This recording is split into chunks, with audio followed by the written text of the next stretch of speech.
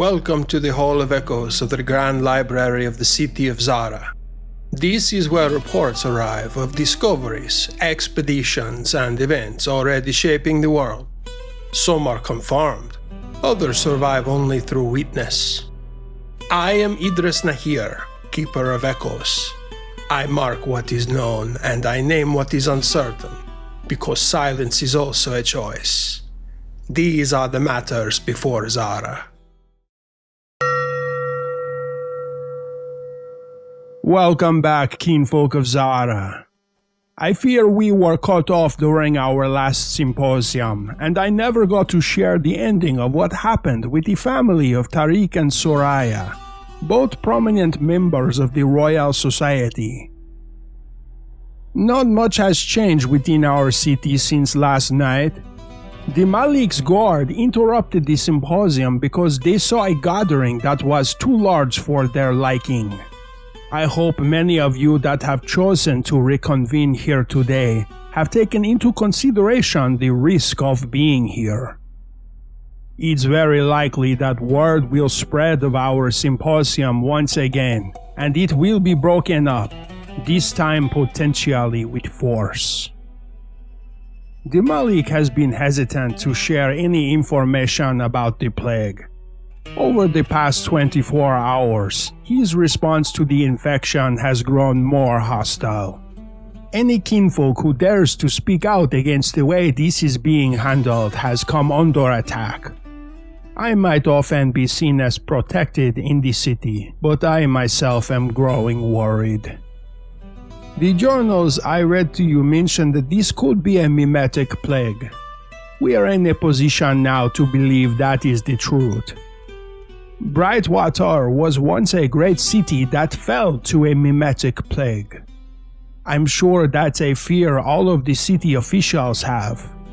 To lose Zahra to this plague would be devastating to our society. Think of all of the refugees who come here when their own lands are destroyed due to the unraveling. Where would they go? Where would we go? I have been keen to understand how all of this began. If it is truly a mimetic plague, it would not have cropped up as any old flu might. It could very well be intentional. But I fear we will not have answers until we see some sort of resolution and the barricades are open for us all. But until then, we must focus on survival. Now, I will begin reading the journals of Tariq, Soraya, and Zahir once again. But be warned, dear kinfolk, this is a tale of survival amidst the devastation. There will be parts of these journals that are difficult to hear, and you may want to take any children out of today's symposium. There is death, killing of kinfolk and animals, and the description of carnage of plague.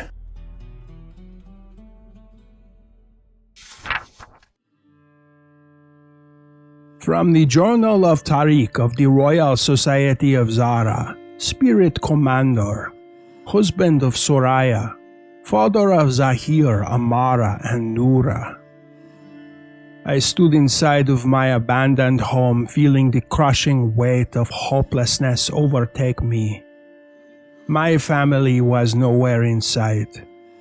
I left home days ago with the idea that my family would be safe within those walls. Had I known things would end up this way, I never would have left them. I found myself succumbing to grief quickly. For a while, it was as if I could only assume the worst. Whenever I attempted to remind myself that Soraya was perhaps more adept at thinking on her feet than myself, all I could focus on was the smell of smoke filling every room. The chaos unfolding outside of my home did not make it any easier. I saw kinfolk running around frantically in search of their loved ones, bumping into those infected with the plague. It seemed as if no kinfolk had any idea what was really happening. I saw the infected wandering around, trying to complete their portion of the glyph that was burned into their minds. Other kinfolk running around outside trying to get away from them were only exposing themselves. It occurred to me that the Malik's guard had most likely not informed everyone about the severity of the situation. How foolish. The only way to contain a situation like this is to isolate kinfolk to prevent a spread. But it seems like the Malik was dealing with it through force alone. The screams I heard reverberating through the streets were clear evidence that more kinfolk of Zahra would be harmed than needed. The house across the street from ours had been burning since I arrived. I could smell the burnt flesh and hair, and I did not want to think about what might lie inside of it. Or rather, who. I searched my house for any indication of what happened.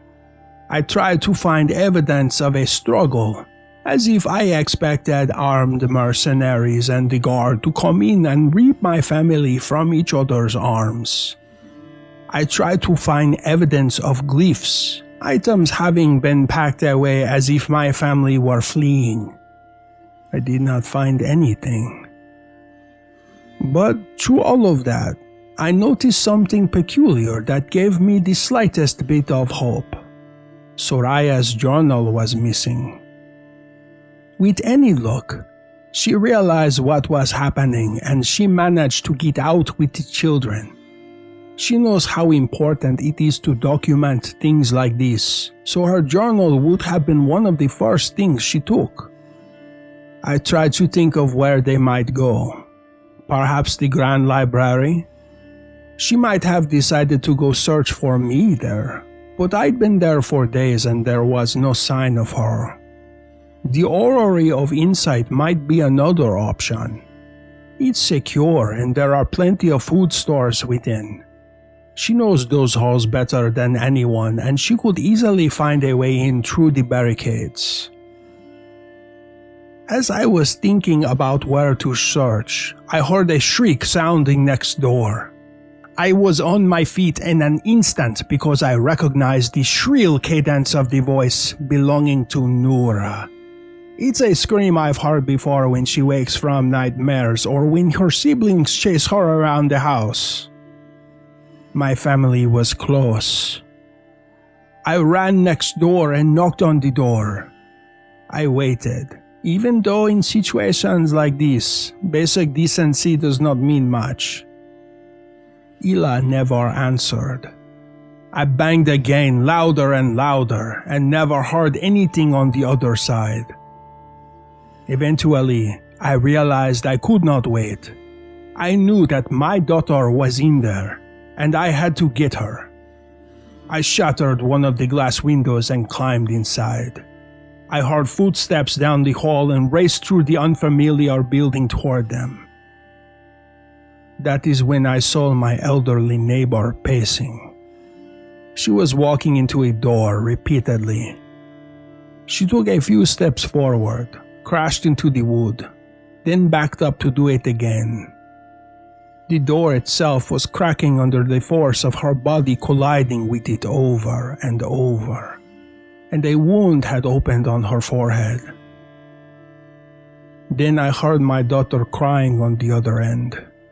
She was begging the old woman to stop walking and calm down. I closed my eyes as I ran toward her. I called my daughter's name to let her know I was there and that I was going to get her out safely. I ran toward Ila and pushed her aside. I had to ignore the swell of guilt doing that to an older woman, but I fear I had no choice. She crashed into the ground with a groan and frantically tried to scramble to her feet. I managed to convince Noura to open the door, and as soon as she did, I pulled her away from it and ran out of the house. On the way out, I heard Ila's footsteps going into the other room. Once Noura and I were back in our home, I asked her what happened. She told me that Soraya left to find Zahra and Amara at the market. Soraya trusted Ila to watch over Noura until we returned.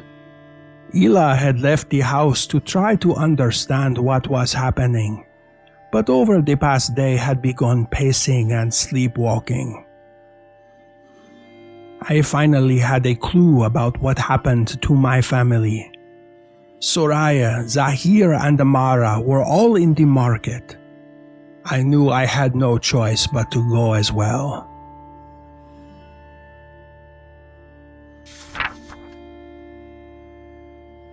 From the Journal of Soraya the Unwearied of the Royal Society, wife of Tariq, mother of Zahra, Amara, and Noura. The guard's eyes widened when he noticed the new portal through the barricade. I'm sure it's not something they were trained to look out for. His surprise gave me a momentary advantage as I ran through the new opening and lunged at him with my dagger. I did not have much time to assess the situation in the market, but I could hear even more chaos unfolding around me. The guard's hands were on me in an instant, shoving me away from him. I crashed into the ground and felt my shoulder pop. My dagger slipped from my hand. My heart sunk into my stomach as I thought that would be it for me. I was fully expecting the guard to grab their sword and run it through me with ease, but he did not. Instead, he backed away from me and stared down at me with a scowl on his face. The portal for the barricade closed behind me, and I knew I would not be able to escape if he moved forward. But as I watched him, I saw a flicker of morality in his eyes. That was about the last thing I expected to see from someone in his position. I think he realized that I was not infected, and that I had done everything in my power to get where I was. I can't imagine what I must have looked like to him. I was sweating, shaking, covered in scars and bleeding wounds. My face had a glyph carved into it, and I had to have a mad, driven look in my eyes. He either decided I was someone who needed to be somewhere else, or he realized I was not going to give up easily. Either way, he stepped aside and let me pass. I grabbed my dagger and moved far away from him that he knew I wasn't going to lunge at him again. But before I could get away entirely, I went back and pointed to the glyph carved on my own face and told him what it was. He had a piece of charcoal in his pocket and he drew it on the back of his hand. I asked him about what was happening at the market and he gave me some information. Most kinfolk were trapped there with no food or shelter when the barricades came. There has been rioting and looting.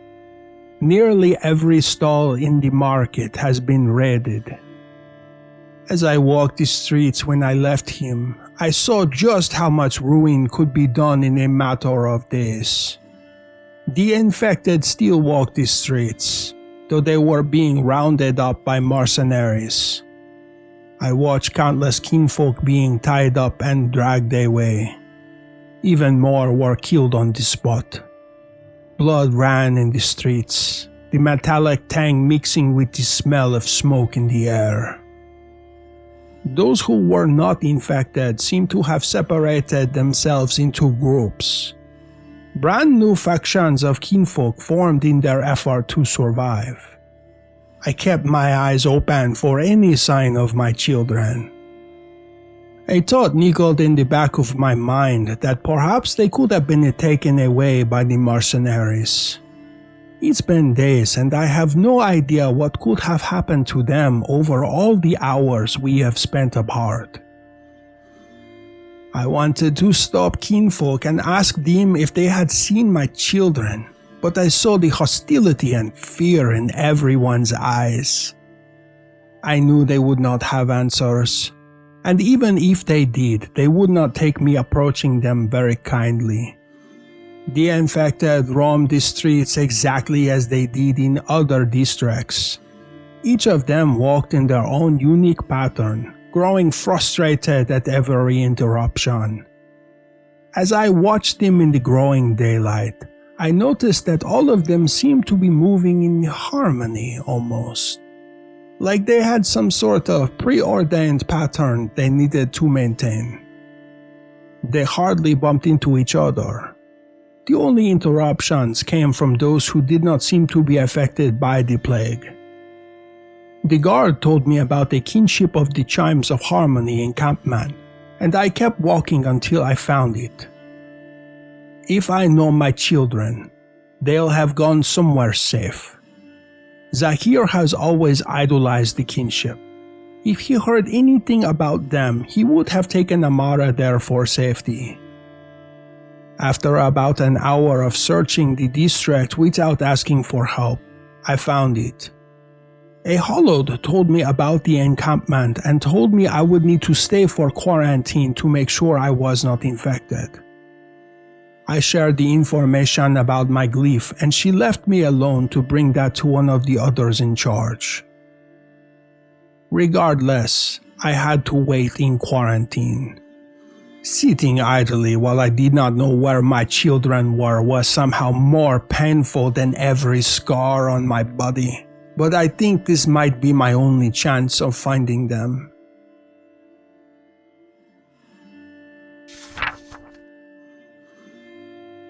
From the Journal of Tariq of the Royal Society of Zahra, Spirit Commander, husband of Soraya, father of Zahir, Amara, and Noura. My exhaustion has impacted my abilities with the spirits. I felt how it settled in my bones, weighing me down as if I were covered in lead.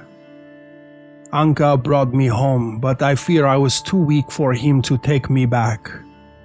Risking falling from the sky with Noura alongside me was too great. I had to find another way to the market. Noura understood that her parents were both skilled in their own crafts, but I don't think she understood what it meant to be a skilled Timagorist. She did not know the cost, and I hope to keep it that way as long as possible. In my weakened state, I had to rely on sacrifices for my spirits. I shielded Noura's eyes as I found a bird's nest in the eaves of our home. Inside were a few chicks that had been left all alone. Their mother, I'm sure, was off in search for worms and bugs to feed them. I summoned Jabal, a large mastiff spirit I've kept since I was a young man. He was one of the first spirits I anchored. He flickered in and out of the corporeal world as I struggled holding him in place. I offered every baby bird in the nest, sacrificing them for his strength. I could feel how the link between us strengthened, like the tension on a tightrope being increased. Noura was fascinated by the sight of him. She wanted to reach out and pet him, but quickly realized that her hand would go right through. While I am usually able to manifest the spirits in the physical world, as I did with Anka to fly, I was too weak to do that for her then. I led both of them inside and found a dress of Soraya's that had yet to be washed for Jabal to track. I needed to understand how she got out of Al-Qudra, if she did at all. I let him roam the streets while I saw through his eyes. It did not take him long before he picked up a scent, although it seemed weak. I knew that if I had found a greater sacrifice, Jabal might have better senses, but I had to work with what I could. It did, however, lead him toward the house across the street from us.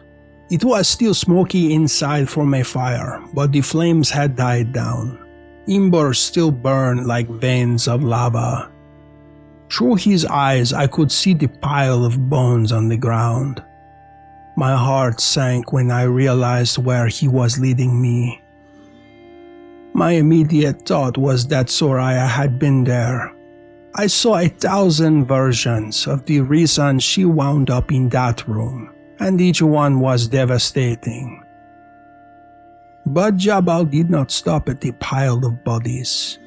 He roamed until he reached the back wall of the house, and I saw the remnants of a glyph carved into the wood. Soraya had been there. Seeing that glyph gave me hope. She might have made it out after all. Jabal scratched at the wall for a moment, and I realized the scent went beyond it. It might have been a dead end, but I knew that I had a lead. I just needed to figure out how to get through it. Anchoring the spirit of kinfolk is taboo, but I realized that I did not have much of an option.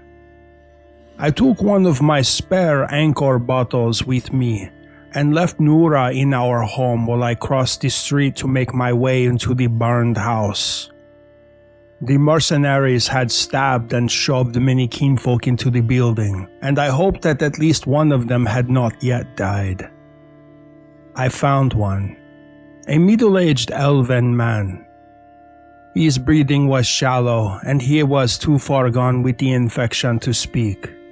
So I prepared my anchor and sat with him until he expired. Not knowing his name, I called him Savas. Before his spirit passed through the claustrum, I was able to anchor it, ignoring the guilt I felt. Now that I had a kinfolk spirit, I had a plan of what to do, but I needed to make sure he was powerful enough to do it. I would need a lot more than just fledgling birds to do so. I roamed the streets carefully, keeping my eyes peeled for mercenaries and guards looking to get rid of any wanderers they saw. I made my way to an inn with stables, knowing there might likely be an animal of a generous enough offering to do what I need. Guards had filled the rooms and were wandering around the outskirts on patrols, but nobody seemed to be paying much attention to the stables themselves. I managed to sneak my way in with a dagger in hand. A beautiful black stallion was harnessed in one of the stables.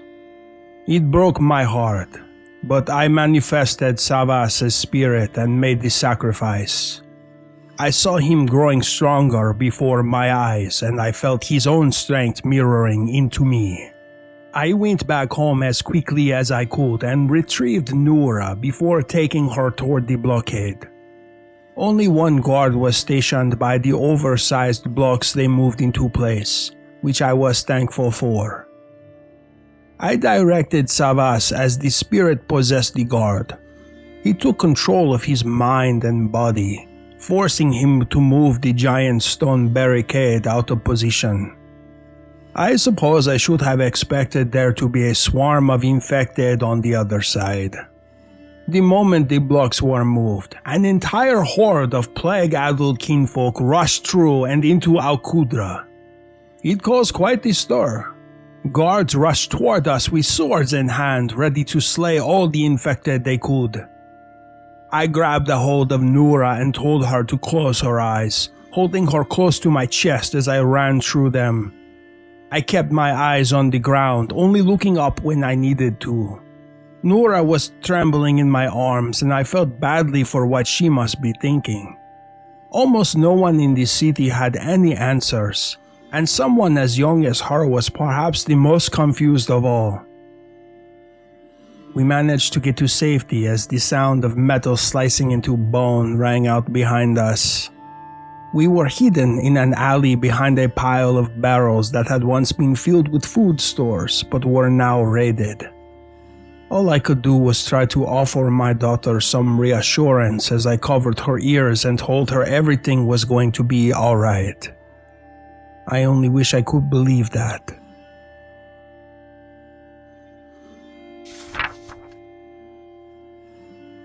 From the journal of Zahir, son of Soraya and Tariq. After Amara and I made it through the quarantine period safely, I felt a weight lift off of my shoulders. I did not know what to tell her when she asked me about what was going on.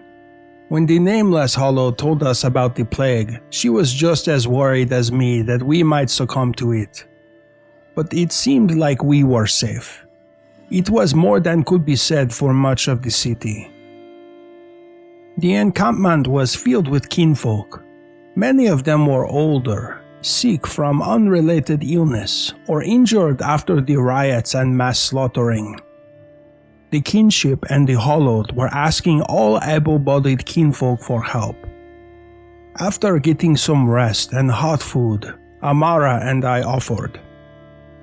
I've always admired the kinship of the Chimes of Harmony. My parents are both powerful in their respective fields, but they have often neglected the physical arts that those of the kinship have mastered. They often debate whether I should study grammaturgy or Dimagora when I am older. I have often let them have their discussions while secretly dreaming of donning the chimed armor of those the kinship wear. There's something peaceful about the melodies of their movements, and I've always enjoyed watching their synchronized martial performances. Maybe it is just that I am trying to look on the bright side of things, but this is my opportunity to see what it is like. Amara, on the other hand, has always hated work like this. She has always preferred diplomacy and wordsmithing. While I've moved between sickbeds helping to lift the injured and bring food, she has been a moral support to them all. She has listened to their versions of what happened, taking in histories and offering comfort. I suppose that's a valuable contribution. With every refugee from the chaos that crossed into the encampment, new stories were brought to us. If anyone would have told me about the horrors they've encountered a week ago, I would have thought they were insane.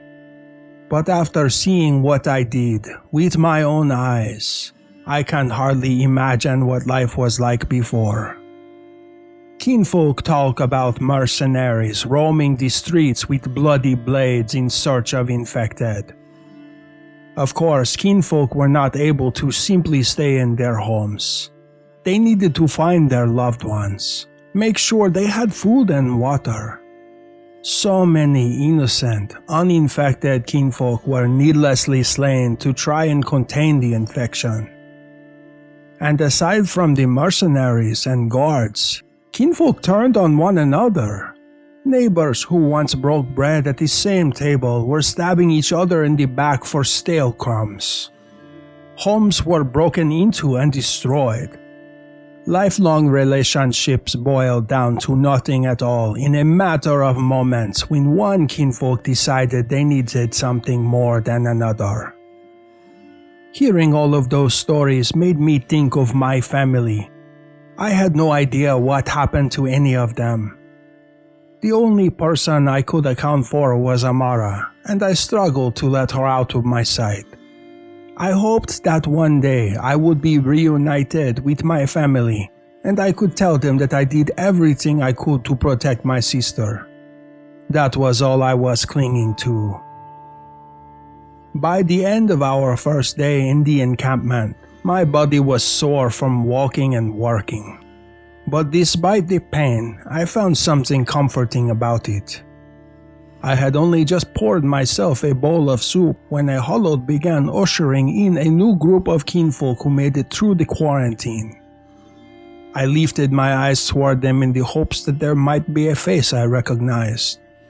I watched as weary faces moved in a line time and time again. Then I saw her.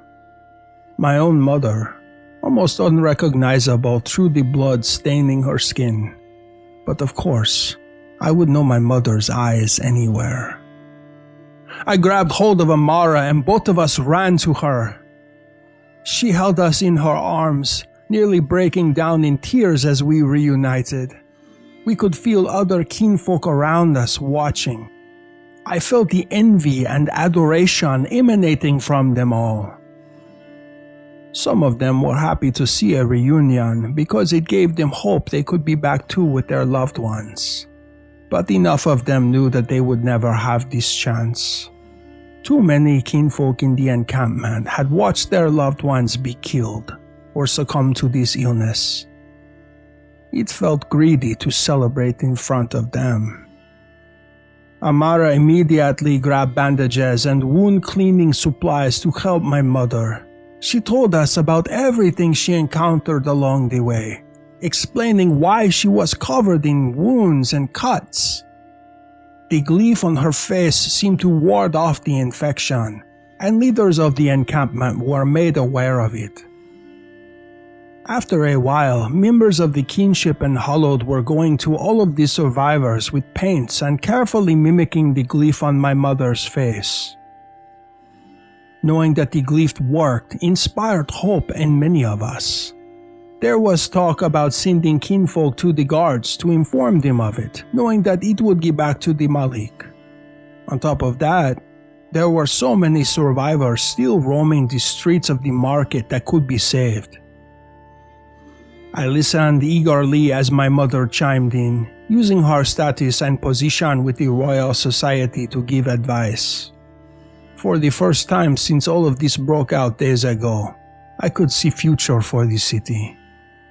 I did not think the entire world was going to collapse because of this infection any longer.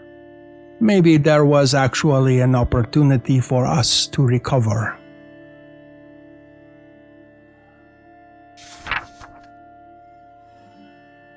From the Journal of Tariq of the Royal Society of Zahra, Spirit Commander, husband of Soraya, father of Zahir, Amara, and Noura. I moved from hiding with Noura as soon as I could. The chaos turned quiet, and the streets near the blockade were almost empty. The bodies that had been slain were already dragged away and piled inside of another abandoned home nearby. Perhaps it was selfish to think, but I hoped it was not ours. There was still a chance that I could find Soraya, Zahir, and Amara, and we could return home to resume our normal life. It might have been wishful thinking, but it was all I could do to carry myself forward. I had few options left, so I sliced my own arm, sacrificing my blood to manifest Jabal. He could continue tracking Soraya. It was easier for him this time. The scent was stronger here. I found a home that had been abandoned and not yet burned, where I waited with Noura for Jabal to trace a path to my wife. I held Noura in my arms while I looked through his eyes. His nose was pointing at the ground, and every time he caught a whiff of Soraya, I felt my heart lurch. I continued to get closer to her, and the closer I got, the better. I watched with panic growing in my chest as his nose pointed to the ground and picked up her scent from what appeared to be dried blood on the cobblestone. We've come all this way, and finding her scent in blood on the ground was the most disheartening piece of information I could gather. What could have made her bleed? The only answer I came up with was that the guard had been killing everyone in the streets. They would have seen a woman walking with purpose, not knowing she was trying to find her children. The Malik's orders would have been to kill anyone. I waited, still watching through Jabal's eyes. I would not give up until I saw her, even if that meant looking over the charred corpse of my wife, the mother of my children. I needed answers. By the time Jabal reached another barricade, I could feel our connection weakening. But I knew that reaching another barricade was a good sign. He scratched at the stone blocks, and through his eyes I saw the remnants of a glyph. This time, there was blood on the stones.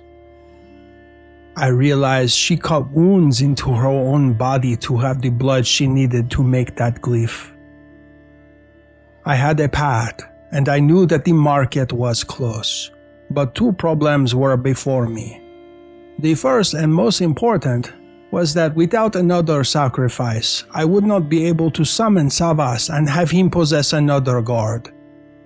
The second problem was that there were 2 guards by the barricade.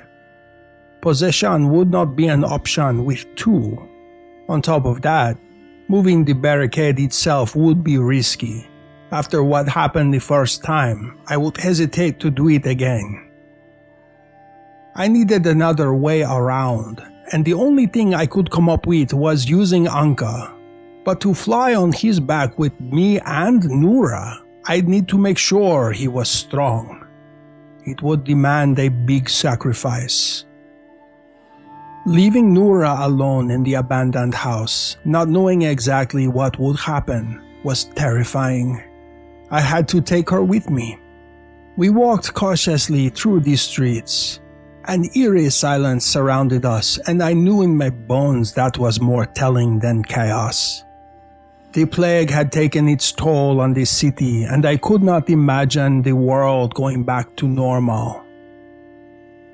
Buildings were on fire, and the smell of burning hair and flesh was clawing at my throat. I wanted nothing more than to collapse on the ground and break down. I felt the mourning for my city and all of my brethren that lived along these streets growing heavy. But I was not just fighting for myself. I had Noura and the rest of my family to worry about. Through all of the ruins, I managed to find a home with a garden that housed a goat shed. Nothing about the house told me who lived there, but seeing the amount of goats and the bones in the backyard, I knew this was a sacrificial shed. Another Timagorist lived here. I was thankful for a moment, but I knew I needed to remain quiet. If they were still inside the home, they would take great offense to me using their animals. But it's always better to ask for forgiveness in situations like this. I told Noura to close her eyes and turn away. I did not want her to see what I was about to do. I began with a black and white spotted goat, slicing it swiftly along the neck. I felt the power surge through me and toward Anka. It was strong, but I needed to guarantee that I would have enough strength to get to my family. I did it again with a black goat, my veins strumming with the power flowing through them. The final sacrifice was a pure white goat with long horns. It collapsed to the ground instantly, and I felt almost overwhelmed with the power from it. But as I looked back at Anka, I saw Noura standing behind him with her eyes wide and a look of horror on her face. She had just watched her father slay 3 goats without any explanation. She is only 8 years old. She has no understanding of the work that I do. She started crying, wailing. I tried to move toward her and hug her to let her know that it was going to be okay, that I had to do it. But she ran from me. I dropped my dagger on the ground, not wanting to run with it as I chased after my child. Unfortunately, the noise of her crying seemed to alert the residents of the house. I saw the curtains over the window open, and a woman inside watched the 2 of us with fury on her face. She ran toward the back door, clearly prepared for a fight.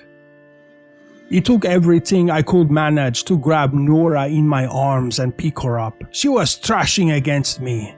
After seeing everything she did, she would rather run into the streets with the infected than be with me. Even though I understood, it hurt.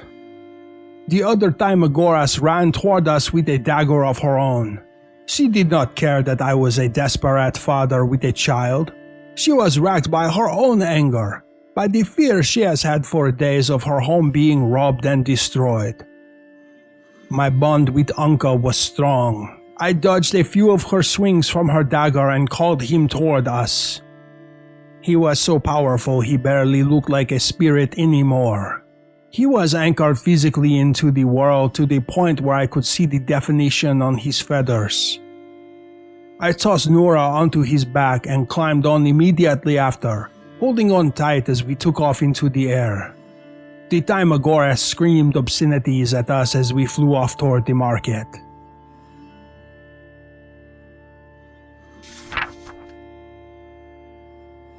From the Journal of Soraya, the Unwearied of the Royal Society, wife of Tariq, mother of Zahir, Amara, and Noura. I was back with Zahir and Amara, and both of them were alive and unharmed. That was all I could have asked for.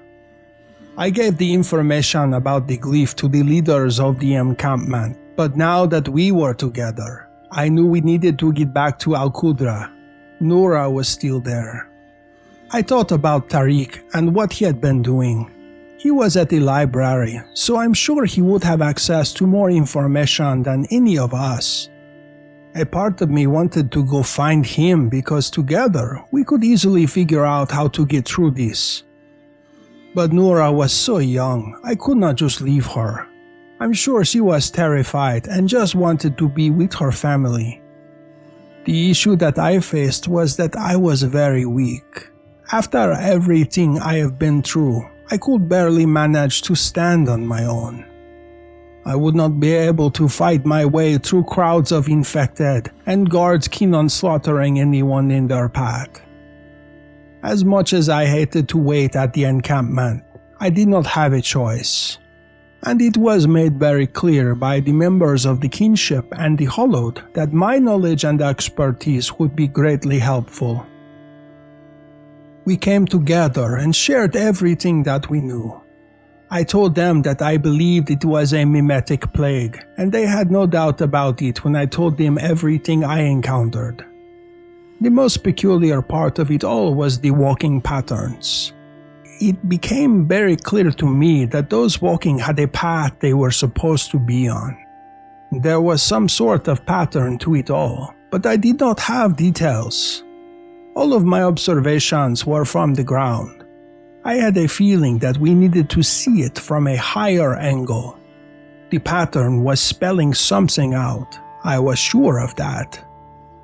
Miria, of the kinship of the chimes of harmony, rhythm of the blade, was the leader of the encampment. She led me to the rooftop of a store nearby. I felt a strange satisfaction that I was right as soon as I looked out at Zahra below us. That satisfaction immediately transformed into regret when I realized what I saw. It was a glyph. Most likely a representation of the very mimetic glyph infecting the minds of thousands of kinfolk. That's how it was spreading. Kinfolk saw the walking. The patterns were all part of a glyph. It stuck with them and replicated in their minds until the glyph formed and took over. None of that answered the question at the bottom of everyone's mind. How did it start? That was something we would have to answer at another time. But I felt a glimmer of hope, realizing that if we could stop all of the infected from walking, that could bring an end to the plague. Even looking out at the glyphs being created through the patterns of walking below, I did not feel it connect in my mind. The glyph I carved into my face was protecting me from it. I told Miria everything I knew, and she agreed that we needed to spread the word. The Grand Library was not far. If we could get the information to someone there, then word would spread quickly. We stood on the rooftop discussing our plan. Miria found herself distracted by something in the sky. She pointed up at a rock with a man on the back. I felt my stomach twist at the sight of it. Did the man know that looking down could spell his demise? Both of us realized what it could mean if he witnessed the glyph below him, so we started waving our hands frantically to catch his attention. The moment we did, my eyes locked with him over 100 feet away. It was Tariq. He saw me and immediately flew on the back of the rock Anka toward us. As he landed on the rooftop, I saw Noura clinging to him. The moment they were safe, I was right beside them, pulling them both into my arms. Tariq and I both caught each other up on our journeys to get here and everything we knew. I brought him to Zahra and Amara, and all 5 of us reunited. I could hardly believe we managed to find our ways back to each other like this. I was ecstatic, yet I felt sorrow for everyone else who had lost their families. I refused to let Noura out of my arms as she and Tariq quickly ate a meal while we discussed how to get our information to the Grand Library.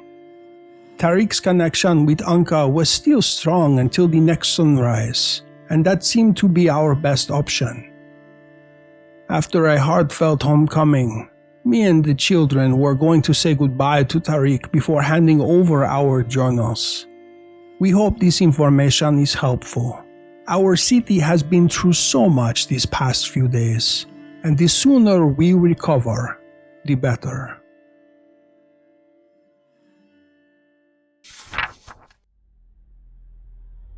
There you have it. Amidst all the chaos and turmoil plaguing our city, a happy ending. Tariq of the Royal Society is the very one who put these journals in my hand. Not only did he give them to me, he showed me the glyph that Soraya carved into her own face. We have been helping kinfolk by painting the glyph on their skin. I have heard several reports of individuals who felt the urge to walk and then plagued by bouts of sleepwalking that felt these symptoms disappear after the glyph was put on them. We don't know yet if the infected can be saved. We are tempted to gather infected kinfolk to etch the glyph on them in the hopes that it might help them recover. If that works, I'll be sure to tell all of you in our next symposium. Right now, we are focused on recovery. Our city has seen its fair share of tragedy over the past week. I and the rest of the library are focused on doing our best to eradicate as much of that as we can. Once we overcome this obstacle, we are going to focus on what caused this to happen. I have already shared my theory that the heirs of the New Dawn could somehow be involved. If they are, I will not rest until they face judgment for the harm they've caused. For that, you all have my word. Until we meet again, my dear friends, be kind to one another and stay safe.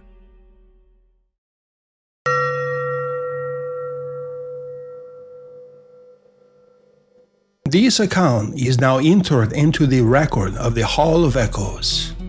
Some of what you have heard tonight is confirmed. Some remains disputed. All of it has been preserved because silence too alters the future. Yet what reaches the Hall of Echoes is only part of the story.